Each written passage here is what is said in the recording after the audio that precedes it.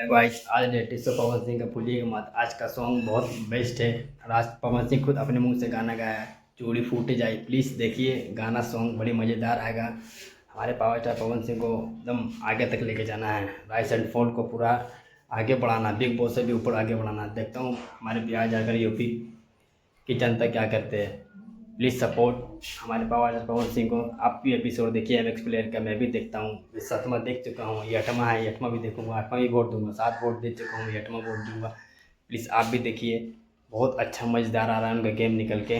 क्या गेम में हंसी है, क्या गेम में बाकी सब कंटेस्टेंट भी अपने आप में अच्छे कर रहे हैं, ऐसे बात नहीं है। हमारे आरू भाई भी अच्छे कर रहे हैं, बाकी सब कंटेस्टेंट अच्छे कर रहे हैं। हमारे पावर स्टार पवन सिंह को आगे लेके जाना है राइस एंड फॉल में। आप सब बाकी देखता हूँ जनता की सपोर्ट कितना मिलता है कितना नहीं मिलता, पर आप सब प्लीज़ सपोर्ट कीजिए। मैं भी जा रहा हूँ, अभी देखूँगा, अभी प्लस मैं भी जा रहा हूँ देखूँगा। उसके बाद आपको बताता हूँ सॉन्ग क्या मज़ेदार है। बाकी कल वीडियो लेके आता हूँ, देखता हूँ क्या है क्या नहीं, ठीक है। बाद में वीडियो बनाऊँगा।